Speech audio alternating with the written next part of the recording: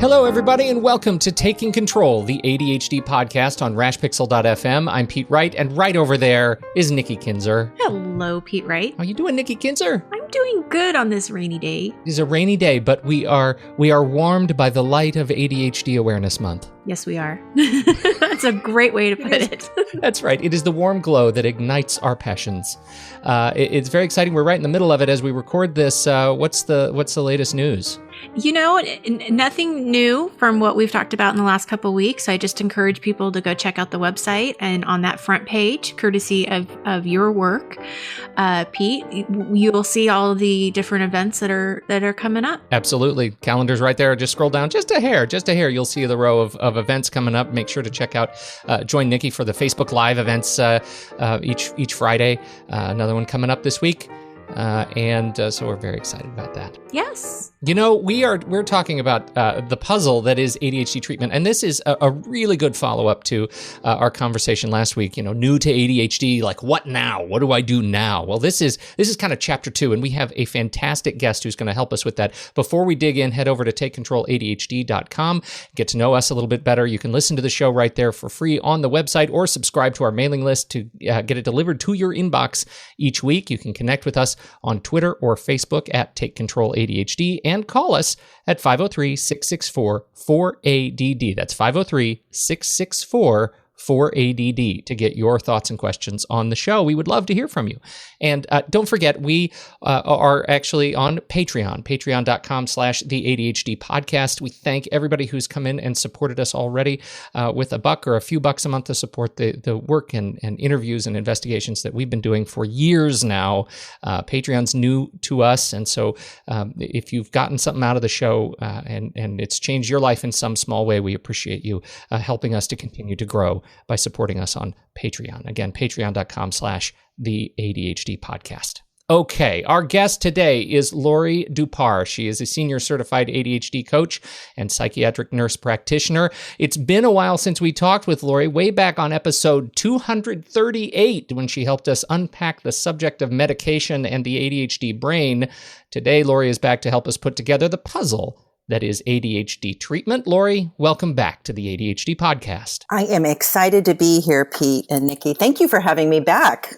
Oh, it's been a while. It's been a long time. And thank you for having me during ADHD Awareness Month. As you were talking about, you know, we're basking in the glow, right? I think it's an orange ribbon, isn't it, that we have? So we're basking in the orange ribbon glow of ADHD Awareness Month. So it's hot. The ribbon is hot. It's actually hot this month. Yes. It's hot. That's right. That's right. Well, and it is such an important month to talk about ADHD, and it doesn't really matter if you've been newly diagnosed or if you've known about your diagnosis for a long time.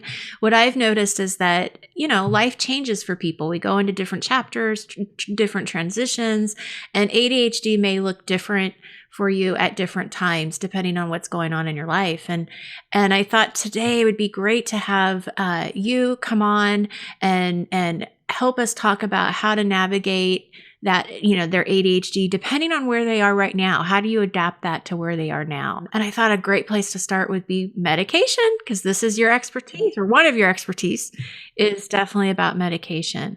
I think, you know, most of the experiences that I've seen with clients is that's like the first treatment, right? They get the diagnosis and then the doctor immediately wants to talk about medication. Yeah, it is. It's the, I think it's also, I think, what prevents people, honestly, from getting a diagnosis. But you do need a diagnosis to be prescribed ADHD medication. And I like that you mentioned, Nikki, that people are at different phases and stages, and medication is not something like you do it once and it's fixed and it's set. It is something that actually needs to be checked in with and readjusted, even if you are an adult and not going through what we consider sort of some growth and development and brain changes, because your needs for medication and how you're using medication, or how you want the medication to work for you, changes depending on what the changes you're making in your life. Yeah. What is it when you look at the decision around moving forward with medication? Is there a sort of a bar, sort of emotional or behavioral bar when maybe you should be thinking about medication versus just therapy and coaching and accommodations? What's your usual guidance there? Yeah, thank you. It's interesting. Some people, I think the emotional bar is sort of like, I've tried everything else and I need something to be different. Yeah. There's that place where a lot of people are diagnosed and they may not want to step right into medication. Like you mentioned, they may want to try coaching or therapy, or I mentioned on another podcast, we just sort of go to the internet to find the answers.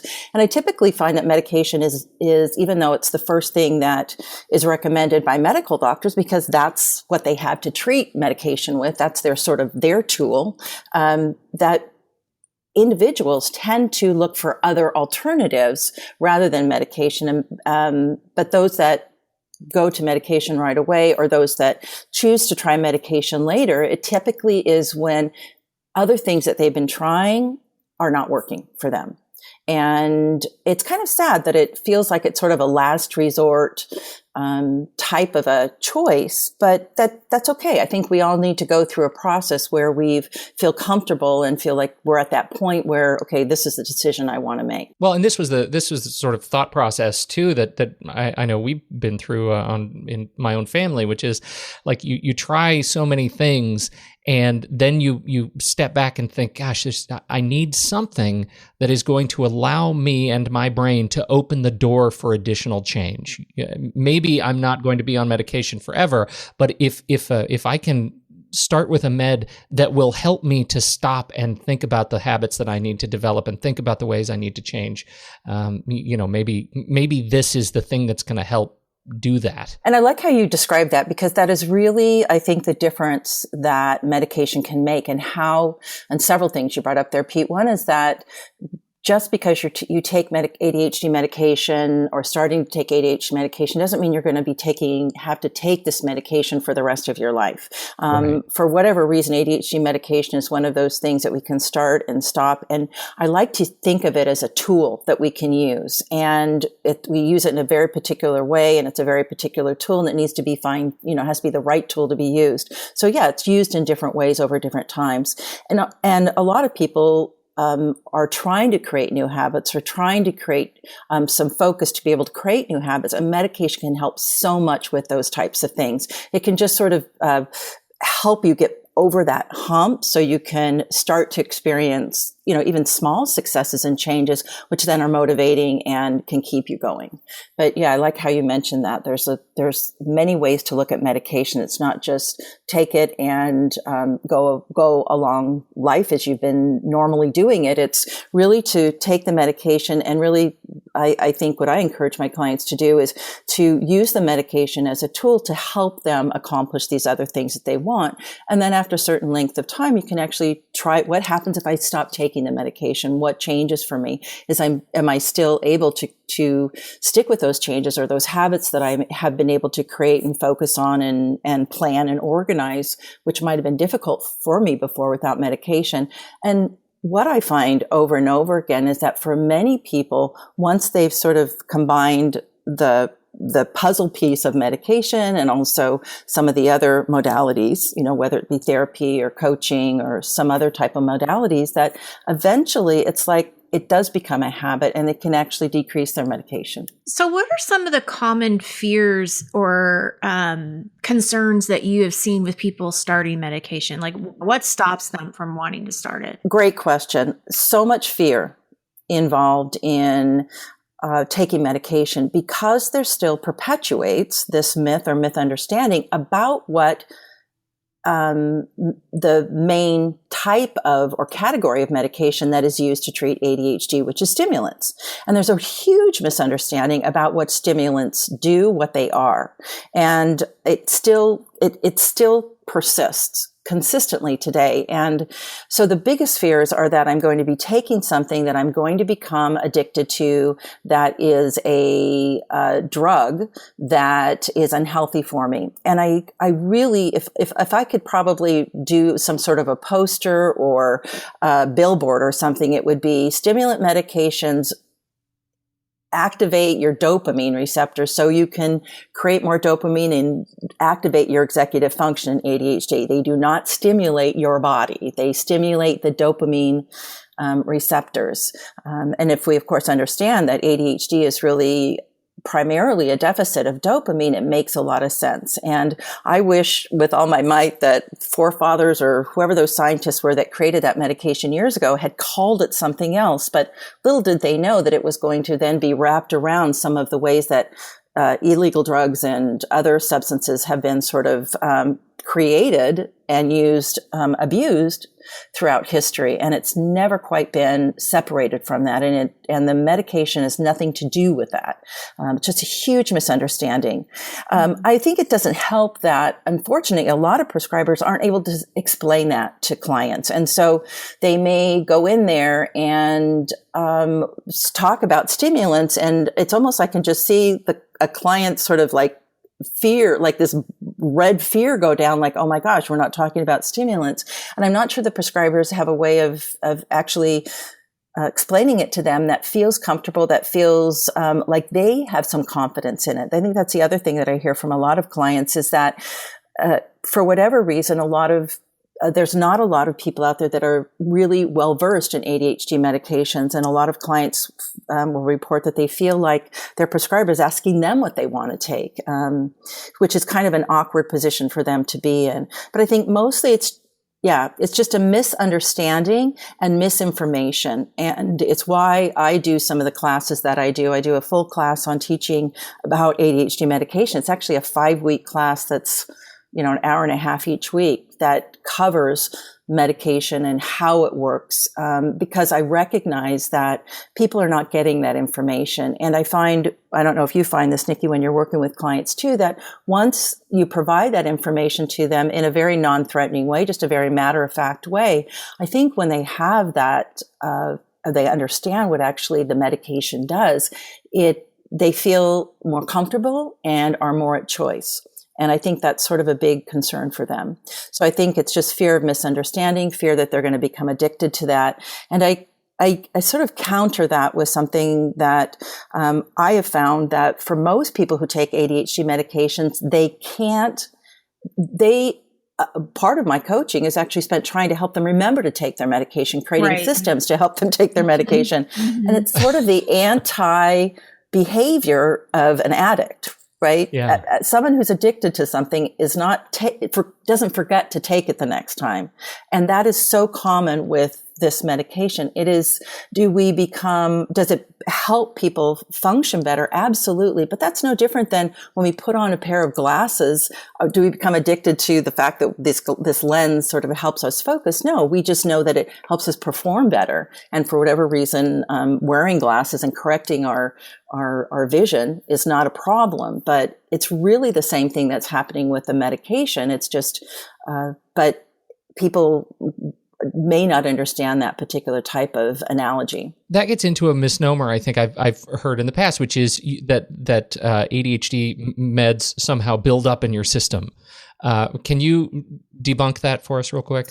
Well, I guess debunk it is like, no, they don't. Might you have to adjust the dose? Absolutely. There's all sorts of things that go into making sure you have the right dose of ADHD medication. And it's not just about it, and it's why that you need to sort of revisit the medication to see if it's working. So I think there's sort of this myth that when you start out, oftentimes when people take their first dose of a ADHD medication, which by the way is actually sort of the gold standard of knowing, do I have ADHD or not? The doctor can listen to your history, listen to your symptoms, listen to all of that. But when you take a stimulant medication, and if you have a positive response to it, meaning that things feel clearer, you're able to concentrate, sort of the static dies down, that is actually confirmation of the diagnosis. I think that's the other thing. A lot of people, I want to say, and I might have you ask your question again, Pete, but another misunderstanding is that I find I talk with a lot of people who don't realize that they actually have been diagnosed with ADHD and they're taking medication, ADHD medication, and you cannot be prescribed ADHD medication by a prescriber without having the diagnosis. They can't, it's not something that's possible. They have to have a diagnosis there to be able to prescribe that medication. But it's fascinating to me how many people don't realize that for some reason there was a miscommunication between them and their prescriber, that they've actually been diagnosed. That's interesting. Yeah, it is. I'm fascinated by that. So I wanted to make that point because that's something that people may not realize. Ask your question again, Pete. I apologize. My head went totally to that little bit. No, there. I'm glad you did. I know with our experience with ADHD in the family that, and the thing that we struggle with, and I'm talking about my kids at this point. My daughter would come home and she's like, "Gosh, it just has stopped working at the end of the day." Like, and this is the same thing our physician said. We gotta watch this. We've got to watch how it works on you because it does sort of disappear from your system throughout the course of the day. It'll work. She's very effective in the morning, but by the time 3-4 o'clock rolls around, she's fully symptomatic again, and so that's a thing that I just wanted to get your thoughts on. Absolutely, this is bringing up another great piece that I find is sometimes overlooked or not addressed when the medications are prescribed, and it is being able, and it's part of the fine tuning there, Pete, that you're talking about. And when I'm working with people, I'm very specific about questions that I ask, and your listeners can ask themselves these questions as well. But when you take the medication, to be noting that, note when you start to experience when does it kick in for you? Mm-hmm. So and everybody, it's going to be different. And I think from what I find from the prescriber standpoint is that they sort of look at the medical book and say, okay, well, it lasts 10 hours, so I'm going to give you this, and it's supposed to last 10 hours. And the fact is that each person metabolizes the medication differently. So in order to be able to fine tune your medication so it works right for you when you need it, note when you take the medication and take it consistently at the same time. Also note when it seems to kick in. You may not be something some people are noticing, but once you put your attention on it, you probably will. So note that, because that's an important time. For instance, like with your daughter, if she's taking it at 7 o'clock in the morning and school starts at 7:30, but it doesn't kick in to 8 o'clock, there may be a really precious half hour in there that she's missing part of the day, and she may want to take it earlier so that it's fully effective when she, hits the books or sits down at the desk or whatever in the morning. And conversely, the thing we ran into was that some of her most important classes were at the very end of the day. Absolutely. So she actually had to stall taking it until she would still be effective by the time she needed it. And that's the other sort of parameter. When does the medication start to wear off? And again, it's not something, some people won't notice it. As parents, what we tend to notice is that, and it's not uncommon for people to feel a little bit, sort of the opposite of what they felt when they were on the medication. They might feel a little anxious. They might feel a little agitated. A lot of kids, I noticed when my son was younger, it was when I would hear the cupboards in the kitchen go open and close, right? All of a sudden his appetite was coming back. And unfortunately, for a lot of students, that is either right before school's out or right when school is out, when there's a lot of stimulation. They're having to remember their homework. They're having to write it down. They're having to get home. There might be after school things that are going on, and it can be pretty overwhelming for them. If you know those parameters, like you're saying with your daughter, you can either adjust when she takes it. For instance, her first classes might be PE or band or something like that, where she's naturally engages in those, and she doesn't need the medication to help her hold her attention or focus on that. And maybe her more significant classes like math and English or something at the end of the day, where it really benefits her to have the medication fully active in her system. But I think with kids especially, and if it's like for your daughter, if it's wearing off about that time, our kids are really, they sort of live a life where it's not just 8 hours. They are doing homework, they're doing other things that extend into the evening. And I think for a lot of families and a lot of students, they may not, again, be getting benefit from medication because it is wearing off. And doing homework is one of the most difficult things for most kids with ADHD. It's not interesting. It's not exciting. And a lot of people may not realize that you can take a smaller dose or even a shorter acting dose of your medication towards the end of the day that what I call dovetails into that time period so that you can get the benefit of the medication, but then it's worn off by the time you go to sleep, which actually sort of goes back to one of your questions. One of the biggest fears, what I notice is that most physicians or prescribers, when they're setting their clients off, and what I hear is that watch how much you're eating and if you're sleeping or not. And by monitoring when you take the medication and when it wears off, I really think it helps people to recognize whether or not that medication is still active in their system at bedtime. For most people actually who are on the right dose of the medication, the right timing, the right type of medication, they are actually sleeping better than they ever had. And it brings up the point also that typically, especially with children, until they've been diagnosed, we're not really paying attention to how they're sleeping, especially if they're the type of sleeper that just sits in their room and sort of, twiddles their thumb, basically, which was what my son would do. He didn't get out of bed. I didn't know he wasn't sleeping, but yet when I would make his bed, or change his bed, and he shared a bunk bed with his brother, I'd look up and there'd be all sorts of little things picked at and wallpaper peeled off. And I'm like, this kid is not sleeping at night. But yet he wouldn't get out of bed. And I know some kids do, and that's how parents know they're not sleeping. But ironically, when we start asking kids, okay, well, how are you sleeping? Because that's what we remember the doctors asked us. And the kids might say, I'm not sleeping well. Well, they've never been sleeping well. We just never asked them. Monitoring the medications in this way or knowing when the medication wears off, I think gives a lot of parents and also individuals a little bit of confidence that, okay, it's not going to interfere with my sleep, so to speak. Something that I keep going back to is when at the very beginning of our conversation, you guys were talking about, this doesn't have to be something that you do forever, that you might be able to take the dosage down or change the dosage. But my question then is still, if you feel like this is a tool that's working for you, it's okay though for you to take this medication for the rest of your life. Like there isn't anything bad about that. No, absolutely. Absolutely. When we're treating anything, typically, and ADHD is sort of unique in this way, where it's a treatment that you can take and not take because the medication is more of a tool.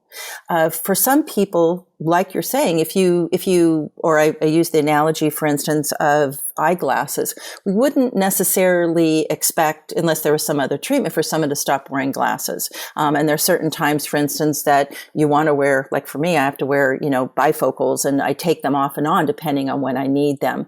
ADHD medication, some people will use it the rest of their life every day, and there's absolutely nothing wrong with that. There's no harmful effects from that. In fact, we find that people that take it consistently every day actually do better. And it's not just young kids. And I think that's another fear, is that we fear that maybe we're going, like we've talked about, the kids are going to become addicted. But we've actually realized that kids that are treated with ADHD medication, where they're actually experiencing that positive benefit from it, are much, much less likely to start experimenting with other substances later on.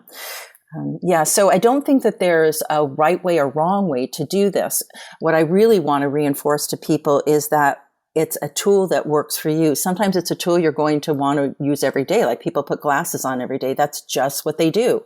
For other people, maybe they just need to put their bifocals on when they're doing a particular type of task, and that helps them.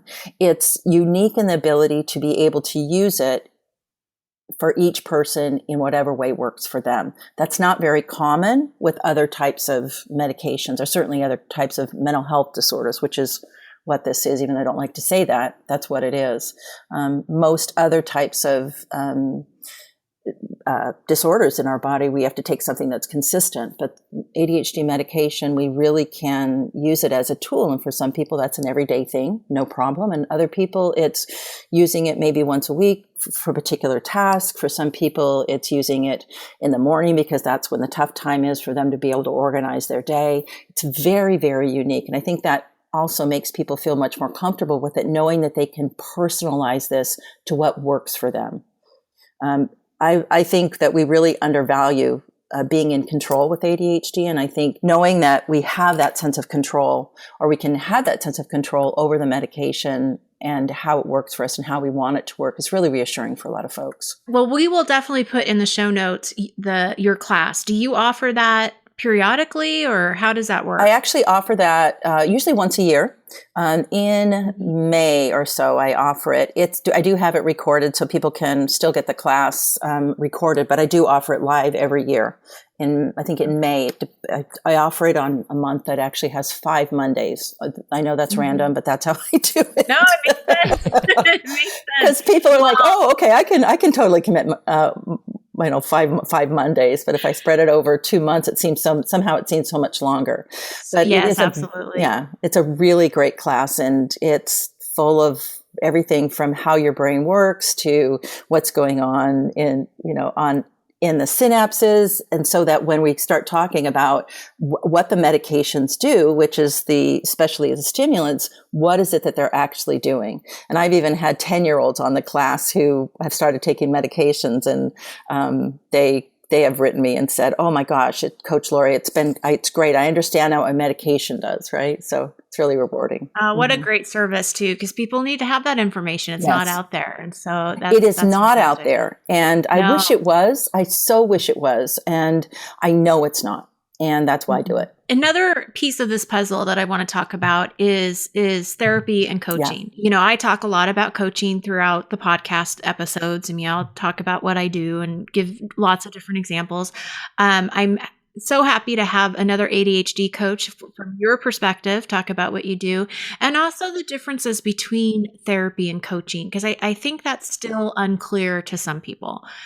So let's start with that. Yeah, boy, we could do a whole podcast on this, right, Nikki? Totally. So again, love the question. And I love that it actually is included in part of the treatment, right? We know what we call in our community sort of a multimodal treatment where medication can really help, but it's not going to be enough, because it's not going to teach you certain skills or ways of doing things, which is oftentimes what's happened with people with ADHD. They're having to sort of relearn how to do certain things, or having to learn for the first time, for instance, what actually planning is, that kind of thing, those kinds of skills, because their brain has been very preoccupied, maybe up until being diagnosed, with other things. That's how I like to put it. So it really is coaching or therapy comes in there as an additional way to help people, I think, learn these particular skills, or even manage other obstacles that they have. People who have been struggling with ADHD, and the older they are, I think the more impact that has had on them. We oftentimes have created a lot of things in our own head, or have maybe created things in our environment that are not working for us, right? That sort of thing. So wanting to sort through that, even the diagnosis of ADHD, I really think it's not as, when people are diagnosed, I think I heard you on another podcast talking about sort of the emotions that happen after that. There's a lot of emotions involved with that. And I don't know if you find this, Nikki, but the older somebody is, or the longer they've gone being undiagnosed, the more potential emotional sort of response they have to that, which is perfectly natural, right? But there can be a lot of things that come up for people, misunderstanding, anger, guilt. Why wasn't I diagnosed earlier? What could I have done if I had known? So those are definitely great questions, either for a coach or a therapist. And what somebody chooses, I think, is really a sort of a personal choice. I think the difference between, and again, I'd love to know your feedback on this as well, if there's something to add to it, is that the therapeutic model tends to go back to the origin of the origin of the wound, is how I look at that, and want to sort of heal that or solve that, and has a perspective that needs to be healed or solved in order for the person to move forward. to be able to move forward in their life, or to be whole, or to be productive. And coaching really takes a very different approach with this. It's one of the reasons why I went from the therapeutic model to coaching model when I discovered it, is because sometimes you can't always fix exactly everything, right? If you break a bone, you're going to have a break in your bone. It may heal, but there's always going to be that scar there. But that doesn't mean you can't get up and walk and improve your mobility or your activity from a physical standpoint. And I think that there's a bit of that in coaching where and I don't know if you hear this, I hear it a lot, where people have been struggling so much with the challenges of the ADHD that when they're diagnosed, they want to just move forward. And they are so ready to do that. And it's with the understanding that there may be some old, I don't want to say wounds, but old emotions and old feelings, which are natural to have. That's normal to have those, but it doesn't mean it has to keep them from moving forward or creating the changes in their life that they want to. So I think that's one of the differences. I think therapy sort of goes back to the wound and has a perspective of needing to heal that in order for somebody to move forward. And coaching sort of takes the person where they are. And if our clients are saying, you know what, I know this goes way back for me, and it's impacted me in many, many ways, but I want to move forward. We as coaches trust that the client has a sense of who they are and will move forward with them. So we don't need to necessarily go back. Although certainly dealing with emotions is not something we don't do as coaches. We do. The other thing that I think makes a difference, and I don't know if you and Pete know that I'm actually have my own training program now. So I've just been talking with the students about this particular aspect, the difference between therapy and coaching, mostly because people are going to want to know, sort of like you're asking me now. Mm-hmm. There's also, I think, one of the biggest differences, I think, in coaching and therapy is that as a coach, we call it partnering with the client. What that really means is that we bring as coaches an expertise in understanding the challenges and obstacles that somebody experiences with ADHD, what's happening in general with people with ADHD. And that's our expertise. Our expertise is not in what the client should do, what works for them, what solutions they should try. We don't approach it from that. What we recognize is that the client is an expert in who they are, and the role of the coach, we bring that our expertise of understanding the ADHD. They bring their expertise in who they are. They're the only ones that really know what goes on exactly in their life.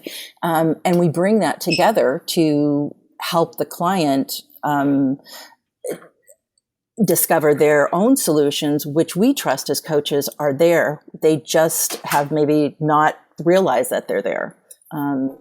There's sort of that piece of it. So I think this partnering where we are not necessarily coming as an expert and telling clients what to do is very different than, again, a therapeutic model where there's much more perhaps suggestions on try this, try that.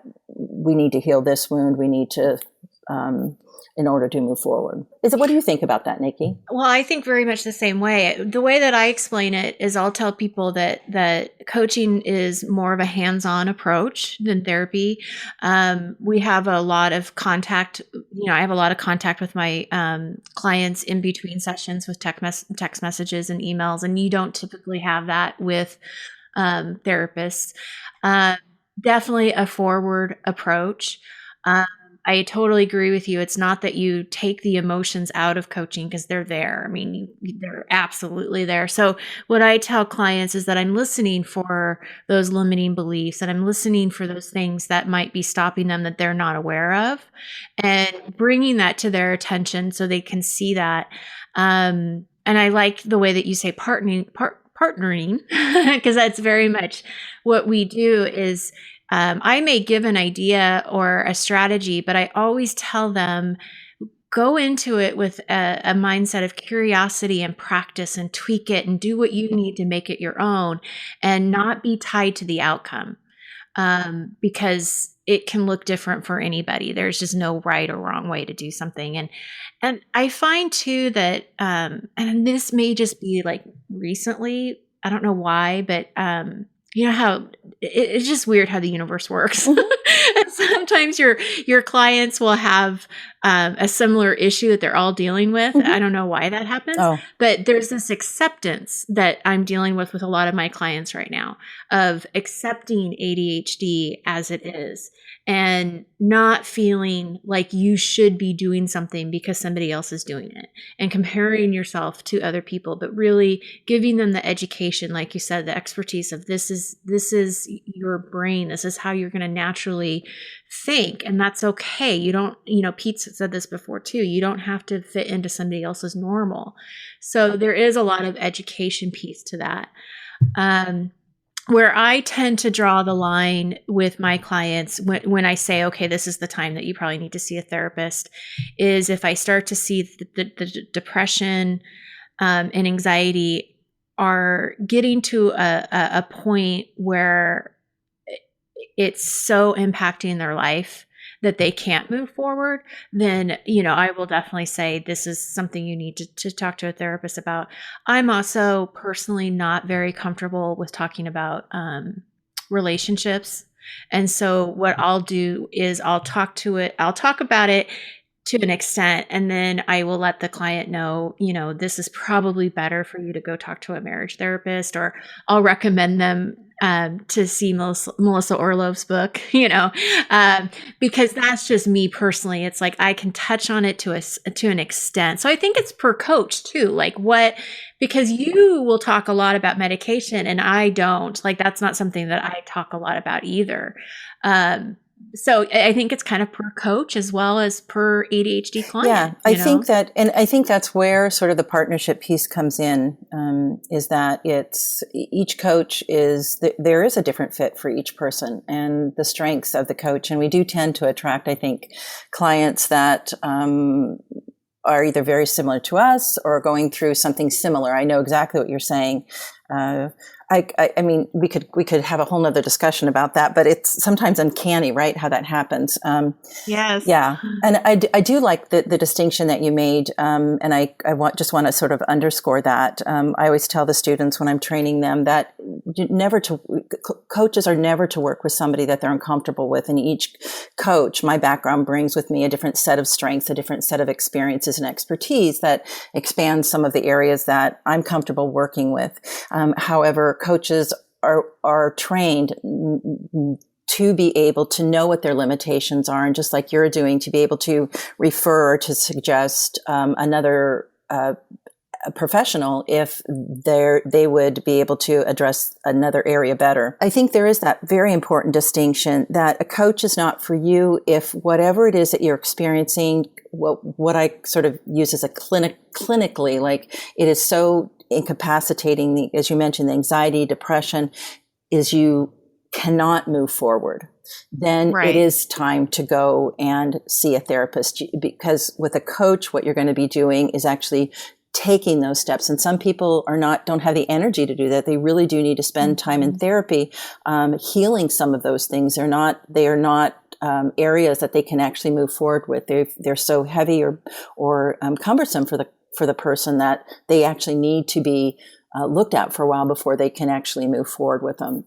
That's a really great distinction. And I like that you're making also the point that because coaching is a fairly new profession and a lot of people don't understand sort of how coaching works. I like the comparison that you do, that coaching is more than just really the therapy. We aren't just meeting with someone once a week. We're doing all sorts of other types of support or contact with our clients throughout our work together, which is, I think, very different. Another thing that I always want to make sure I'm putting out here, because I see that it's a very misunderstood concept. Just recently, I was reading an article and I was shocked to read that there was still this perception that coaching isn't regulated.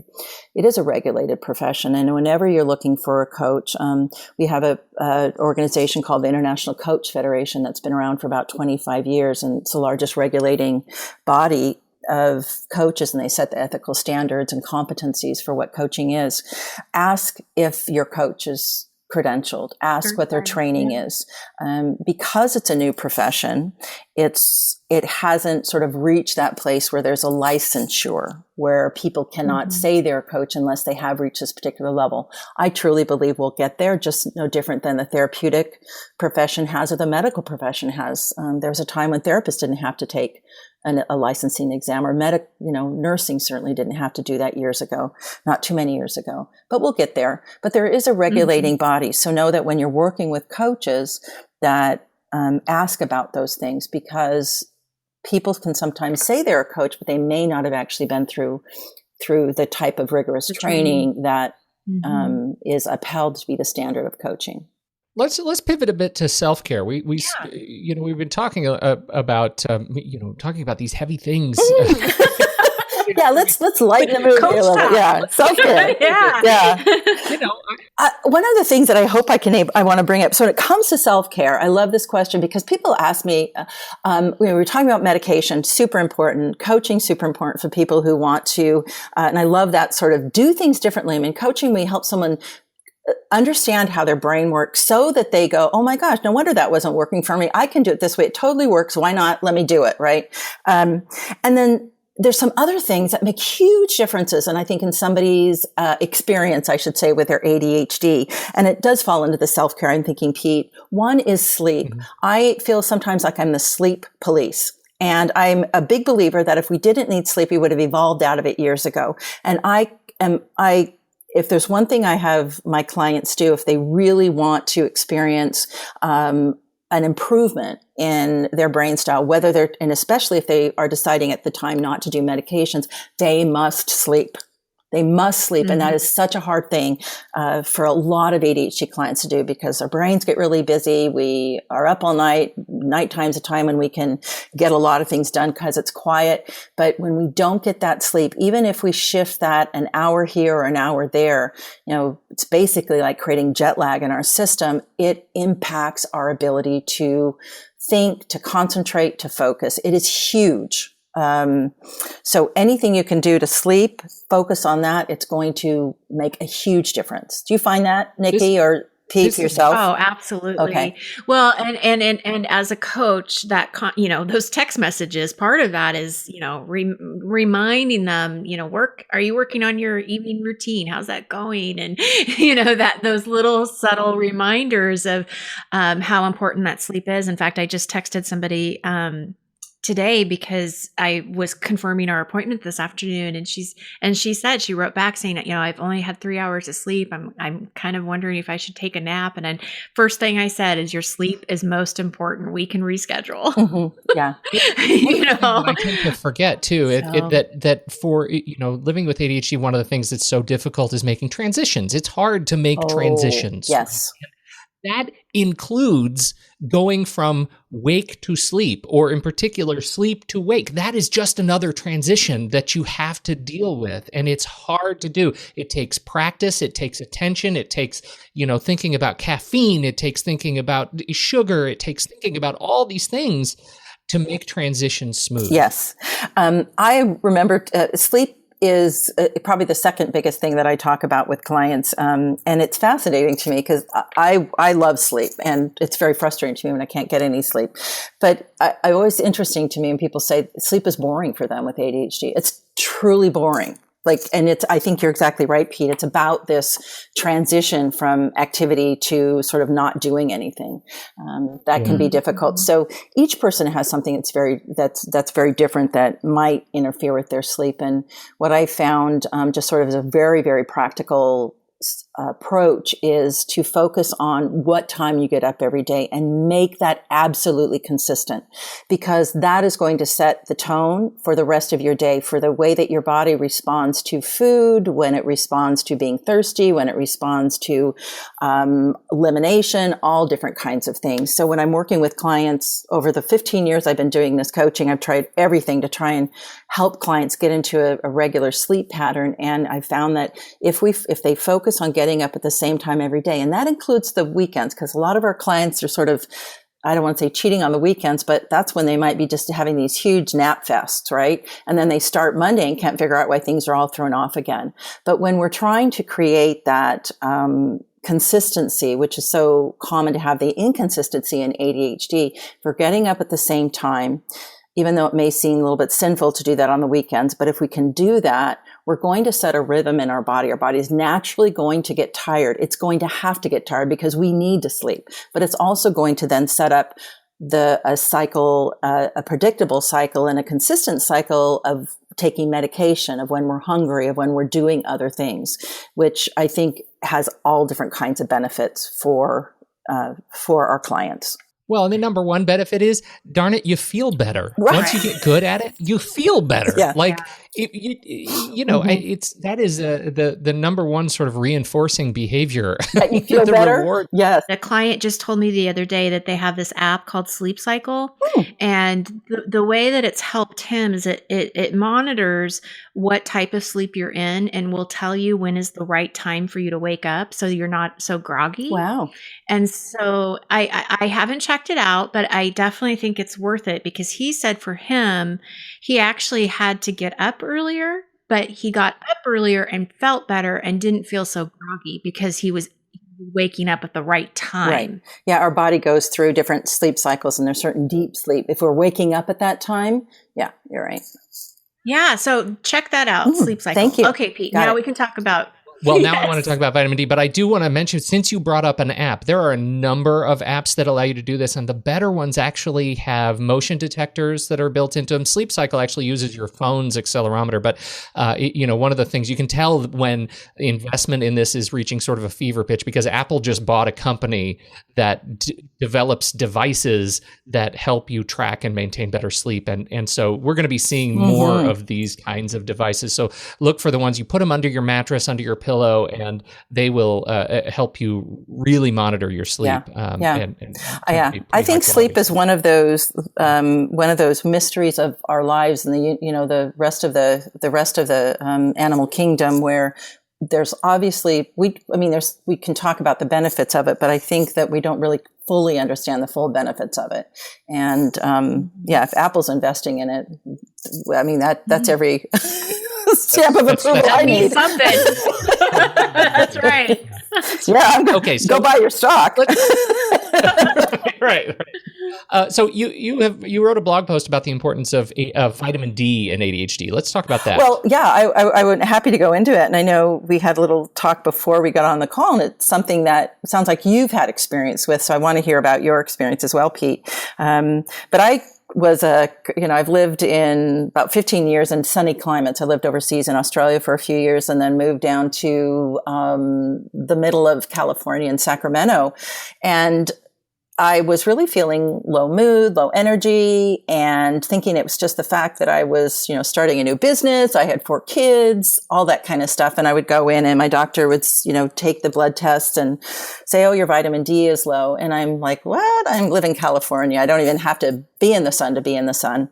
And when I started, and then apparently got super, super low. And I think just because I'm kind of embarrassed to say, just desperate.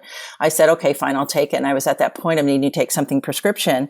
But the difference it made was incredible in my energy, in my mood. And I'm looking at this and, I'm a medical and mental health professional. So I was a little bit embarrassed not to really understand this, but I was a little bit comforted by the fact that the vitamin D is something that we're just finding out even more about in the medical community. And it's not, I think I was saying to you, Pete, earlier, it's not just like replacing or taking vitamin B. Vitamin D, we call it a vitamin, but really is a precursor to hormones, which activate all sorts of different systems in your body. And it's incredible how frequently clients with ADHD have low vitamin D levels. I don't know what the correlation is, but one of the things when I'm starting to work with clients, especially if they are exhibiting some of those symptoms, is I have them actually go make sure that get their blood level checked and ask them to make sure that their vitamin D level are normal. And I'm I would say 25 to 50% have lower vitamin D levels. And just taking a supplement is amazing for them. So that's sort of my experience. And I realized once I wrote that blog, this was several years ago, that so many other people are going, oh my goodness, I just realized that myself. So I don't know what it is, but please, even if you're not experiencing sort of fatigue or low mood, is make sure when you go get your physical that you have your vitamin D level checked. Your physician may or may not do it. I don't think everybody does it, but wow. So tell me, Pete, what happened to you? Well, no, it was, you just described it. I went in for went in to work with my naturopath and she said, we're going to run some tests after listening to, what I was describing, which was, issues with mood and focus and sleep and all kinds of things. And she said, let's start and just make sure we check your vitamin D levels, in addition to all sorts of other things. And she came back to me and her language, I think, was very telling. And of course, I live in Portland, Oregon, which is a pretty gray place, right? I mean, it's not naturally conducive to great vitamin D levels. And she said, I think I would describe your vitamin D level as, quote, catastrophically low. And that's pretty telling. I mean, that's kind of a loaded word, but she put me on a mega dose for 90 days of vitamin D to get those levels back up. And the difference was stunning in my mood, my sleep, my behavior, my temper, my sort of short fuse syndrome. I mean, everything was impacted by this. And again, as we were talking about with medication, this allowed me to sort of open the door to making additional change in diet and just healthy living. Right? So it's a big deal. I want to stress, right? I'm living in Seattle now. You're living in Portland. We all know, about we would expect low vitamin D levels, but I really want to reinforce that you can be living in sunny California, you can living in places where sun is abundant, and that isn't going to necessarily mean that you have adequate vitamin D levels. And that was sort of what I was sort of in my mind thinking, what I understood about vitamin D, you get it in the sun and that all that kind of stuff, but that's not true. So even, living in Portland, Seattle, I think we're probably going, I'm going to go get my vitamin D levels because there's not a lot of sun. It would make sense. But even in sunny climates, won't necessarily mean that your vitamin D levels are going to be adequate. And the difference, I think I also had catastrophically low vitamin D levels. Replacing that is amazing. And once you get it up to a certain level, you can just take over the counter or something like that, supplements. But much easier to maintain. Yeah. Well, and I should say, I put the link to your wonderful blog post in the show notes. So swipe over the show notes and you'll see this link. And it's the vitamin D. Is sunshine enough? Vitamin D and ADHD. And there's a section in there that's actually called How to Get Your Vitamin D Levels Tested. You should read that before you go to your next checkup, because that'll tell you what to say to you. I mean, we think about with ADHD, we think about making sure we have our thyroid checked. Certainly with women in anywhere between like 35 and 80, I make sure that they are having their hormones checked, because I think that's something maybe a lot of people don't realize. When our estrogen dips, our medication works differently, because estrogen is sort of like binds our dopamine to our receptors. So it's why a lot of women in their going through the menopause time of their life will oftentimes be diagnosed with ADHD. So that's another sort of key factor of things to get checked that people may not even think about doing. So vitamin D, thyroid, and blood levels too, because we can oftentimes not have energy because of anemia, but also hormones. I have a question, because I'm low on vitamin D too, and I live in Eugene, Oregon. But I agree, it doesn't matter where you live, you should get it checked. But my doctor had recommended that I take vitamin D and fish oil together. What's the reason for that? Is there a reason for that? I don't know. I think have you ever heard of that? I haven't necessarily heard of. There's necessarily a connection between the vitamin D and fish oil. My fingers are itching now to go on Google and find out what that is.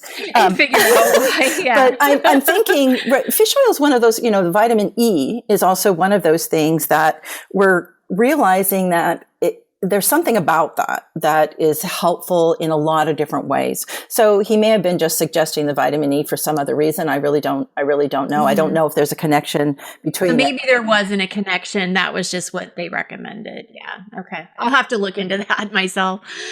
But it does bring up sort of, we were talking a little bit about other, self-care, other things you can do, and things like vitamin E, fish oil we're finding can be just, it's not going to hurt, and it may even help. For some people, it makes a huge difference. Vitamin E has a very different way of working than, it doesn't work like the stimulant medications. But for some reason, it really seems to help people, and it's not going to hurt to take it. So I think that's one of those sort of, wonder supplements that people are adding to their routine because it couldn't hurt to do that. Right. And if it makes them feel better, I mean, then, hey, go for it. Yeah. There's a few other, vitamins that people always ask me about. What should they be looking for? And one of the things that I always want to make sure that I think we want to make sure that if we are taking medication and we're adding some of these other supplements to it, that we are very, very clear with our prescriber that we're doing so. I think there's can be a misunderstanding that when we are adding some of these quotes unquote natural supplements to medication, that it's not going to interfere. And the fact is they could. So I really encourage people, if you're using multiple types of treatment modalities, to make sure that whoever is sort of overseeing your particular care or treatment, that they are aware of the different types of alternative treatments or medications that you're taking. I think anything that we put in our mouth, right, let's face it, we're hoping for some sort of result. So that includes vitamin D, that includes fish oil, but other things that people that we read about consistently wanting to make sure that we have adequate levels of are things like magnesium and iron and zinc, along with the omega-3s. And people say, well, what dose? And it's one of those things that you can either research it or you can look on the bottle what it is. But just know that when you're combining those things, it's not, they work, they do combine in your body, and make sure that your medical provider knows, whichever way you're going with that, knows about all of the different approaches that you're using, so that they can help you coordinate that. Which is why they ask you at the beginning of every appointment, is this medication list up to date? Do you need to add anything? They're serious about that. Yeah. There's a reason. Yeah. We were talking a little, there's something else I was going to say. I actually have another, I wrote a blog article about the natural treatments of ADHD, because a lot of people are really interested in that. And for me, natural isn't necessarily anything. Something natural isn't what comes out of a bottle. I just have this sort of thing about that. But there are a lot of things that people can be doing that really, really improve their ADHD. You were in the middle of like ADHD Awareness Month, and you are promoting the conference that's coming. Being around other people with ADHD is a healing force. Right? Because we can isolate ourselves. So I call it one of the natural treatments of ADHD. And it honestly, you don't have to look very far to find somebody else with ADHD. I think we just sort of attract them, or like magnets to other people. But be with other people. Know that you are not alone. If you can attend something like a conference or listen to the podcast, know that being with other people that are, and are not even struggling the same way you are, but also experiencing the same success that you are and have the same experience, is so, so, so helpful, right? Absolutely. Yeah. We talked about sleep. Yeah. The other one is sense of humor. Oh my gosh, right? Is that, that to me is like a natural treatment of and people with ADHD have great sense of humor, pretty much overall, right? We're bright, intelligent, witty people, and make sure you're nurturing that sense of humor. It's magic, I think. Oh, I like that advice the best. Well, or even just it's okay to laugh at yourself. Sometimes we do some pretty wacky things, right? And we're just like shaking our head like, well, there we go again. I'm sure I don't know what you're talking about. No, you don't. I actually wrote another blog that's called My ADHD Slip is Showing, right? It's like when we when we slip up, right? And it's like, oops, there it goes again. And does anybody else see that? But right, it's true. And if we're not laughing at and it's not laughing at yourself to make light of it, because the challenges with ADHD can be very significant. I don't mean that at all, but it does mean that I noticed that when we're allowed to be able to look at it from another perspective, that it can make all the difference. So, and I do think having a sense of humor and being around other people with ADHD is so healing. What a great note to end. Thank you so much, Laurie. This was so informative. I appreciate you so much taking the time to be on our show. I hope you come back and we don't wait 2 years. No, I just need an invitation, right? That's all I need. And I'm always there. But it's a pleasure to be. Well, and congratulations on your success. 2 years. That's amazing. Well, we've been doing the podcast for a long time. It was the interviewing that started 2 years ago with you. You were our very first interview. Oh. Yeah, we'd already done 238 episodes before we even hit you. This episode is 316 of this show. Gosh. Isn't that crazy? It is. Thank you for being a part of it. And thank you, everybody, for downloading and listening to this show. We sure appreciate it. And again, check us out on patreon.com/the ADHD podcast if you want more great interviews with people like Laurie Dupar. Now, Laurie, where would you like people to go find you? Now, the blog post I found was still at coachingforadhd.com. Is that still where you want to send people? Well, I have just started to put everything under one. I have my private clients and I have my coaching school that I do now. But if they go to lauriedupar.com, they will land in the center of Laurieville. With all the things. Yes, that makes sense. So I tried to make it as easy as possible. I just did that fairly recently rather than giving out 3 or 4 different URLs, which is kind of silly.